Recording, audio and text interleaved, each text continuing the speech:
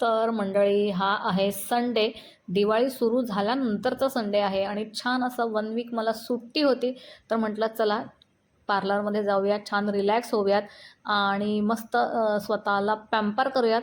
म्हणून मी बोटॉक्सची ट्रीटमेंट घेण्यासाठी इथे आलेले आणि छान असं बोटॉक्सचं क्रीम लावून 1 पाऊण तास थांबायचं होतं, म्हणून मी इथे थांबलेले.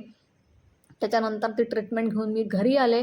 तर किट्टू काय करत होती, तर किट्टू छान अशी रांगोळी काढत होती.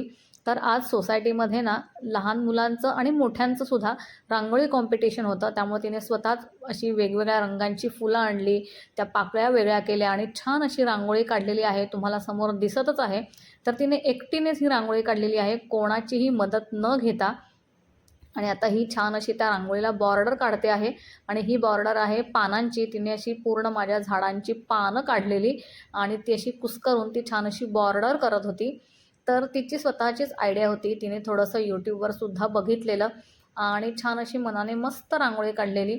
आणि खरंच तिच्यामध्ये पण छान अशी क्रिएटिव्हिटी आहे. तुम्हाला तिची रांगोळी बघून कळतच असेल. तर मी आल्यावर बघितलं, तर असा छोटासा व्हिडिओसुद्धा पाठवायचा होता सोसायटीमध्ये की ती रांगोळी काढते आहे म्हणून. तर छान अशी तिने ग्रीन रंगाची बॉर्डर काढलेली आणि मस्त गुलाबी, पांढऱ्या, ऑरेंज रंगांची फुलं, त्याच्या पाकळ्या आणि त्या मस्त छान अशी सजवून ही रांगोळी काढलेली. आणि आमच्या बाजूला स्वरा म्हणून राहते, तिचीच फ्रेंड आहे. ते एकत्रच नेहमी सगळीकडे येतात, जातात, खेळतात. तर तिनेसुद्धा छान रांगोळी काढलेली. तर पुढे तुम्हाला ती दिसेलच.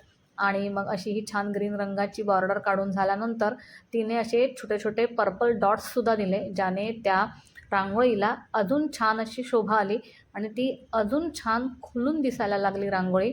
तर बघा, तुम्हाला बघून कळतच असेल आणि मी खाली तिचं नाव लिहिलेलं.